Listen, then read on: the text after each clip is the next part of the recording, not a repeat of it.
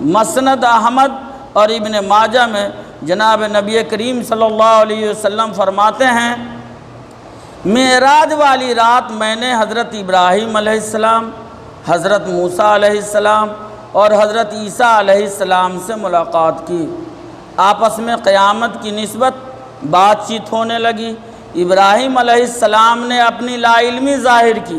اسی طرح موسیٰ علیہ السلام بھی اپنی لا علمی ظاہر کیے، لیکن حضرت عیسیٰ علیہ السلام نے فرمایا اس کے آنے کا ٹھیک وقت تو سوائے اللہ تعالیٰ کے کوئی نہیں جانتا۔ ہاں، مجھ سے میرے رب نے جو عہد لیا ہے وہ یہ کہ وہ دجال نکلے گا، اس کے ہمراہ 2 شاخیں ہوں گی، مجھے دیکھ کر اس طرح پگھلنے لگے گا جس طرح سے شیشہ پگھلتا ہے، بس اللہ تعالیٰ اسے ہلاک کرے گا۔ جب وہ مجھے دیکھ لے گا یہاں تک کہ پتھر اور درخت بھی بولنے لگیں گے کہ اے مسلمانوں، یہاں میرے پیچھے ایک کافر ہے، آؤ اور اسے قتل کرو، بس اللہ تعالیٰ ان سب کو غارت کر دے گا اور لوگ امن و امان کے ساتھ اپنے اپنے وطن اور شہروں کو لوٹ جائیں گے۔ اس کے بعد یاجوج ماجوج نکلیں گے، ہر طرف سے چڑھ دوڑیں گے، تمام شہروں کو رود ڈالیں گے، جس چیز پر گزر ہوگا اسے ہلاک و برباد کر دیں گے، جس پانی کے پاس سے گزریں گے پی جائیں گے، لوگ پھر لوٹ کر میرے پاس آئیں گے، میں اللہ تبارک و تعالیٰ سے دعا کروں گا تو اللہ تعالیٰ ان سب کو ایک ساتھ فنا کر دیں گے، لیکن اس کے مردہ جسموں سے ہوا بگڑ جائے گی، بدبو پھیل جائے گی، پھر مہ برسے گا، آسمان سے بارش ہوگی اور اس قدر کہ ان کی تمام لاشوں کو بہا کر سمندر میں ڈال دے گا۔ بس اس وقت قیامت کی اس طرح آمد ہوگی جس طرح پورے دن کی حاملہ عورت ہو کہ اس کے گھر والے نہیں جانتے کہ صبح کو بچہ ہو جائے گا یا شام کو ہو جائے، رات کو پیدا ہو یا دن کو۔ مسند احمد میں حضرت ابو نضرہ رضی اللہ عنہ فرماتے ہیں کہ ہم حضرت عثمان بن ابو العاص رضی اللہ عنہ کے پاس جمعہ کے روز آئے کہ اپنا لکھا ہوا قرآن ان کے قرآن سے ملائیں۔ جمعہ کا جب وقت آیا تو آپ نے ہم سے فرمایا غسل کر لو، پھر خوشبو لے آئے جو ہم نے مل لی،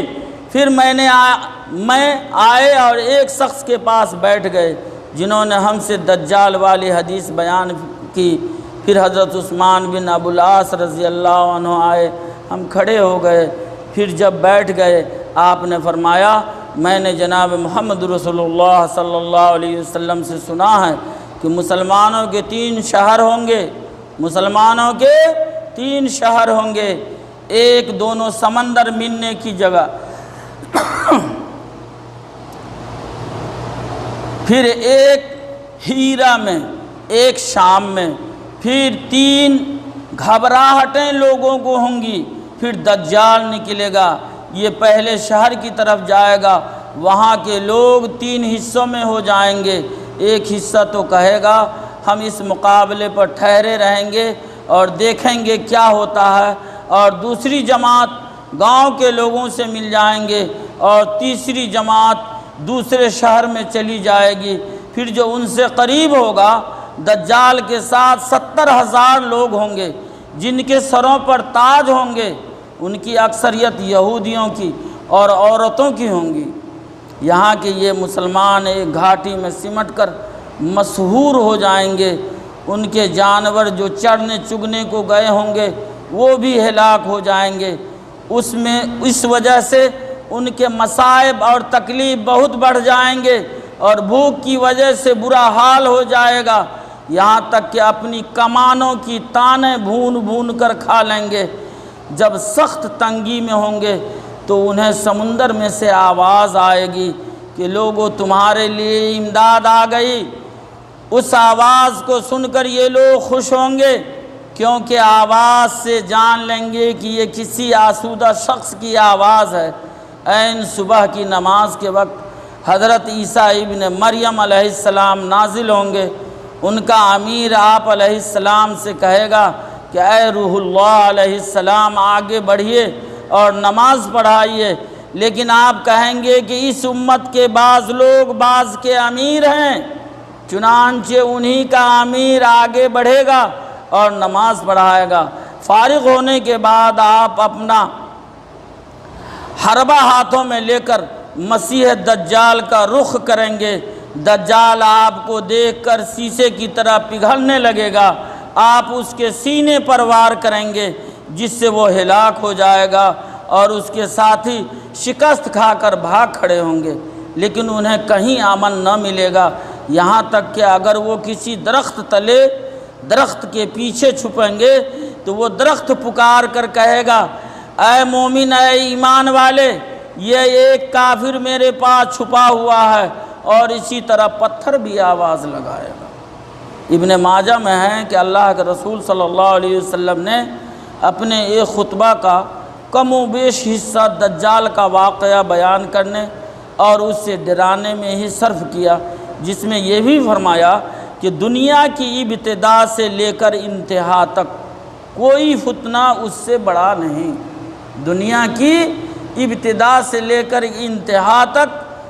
اس سے بڑا کوئی فتنہ نہیں۔ تمام انبیاء علیہ السلام اپنی اپنی امتوں کو اس سے آگاہ کرتے رہیں گے۔ میں سب سے آخری نبی ہوں، کون فرما رہے ہیں؟ جناب محمد رسول اللہ صلی اللہ علیہ وسلم۔ میں سب سے آخری نبی ہوں اور تم سب سے آخری امت ہو، وہ یقیناً تمہیں میں آئے گا، اگر میری موجودگی میں آ گیا تب تو میں اس سے نمٹ لوں گا، اور اگر بعد میں آیا تو ہر شخص کو اپنا آپ خود اس سے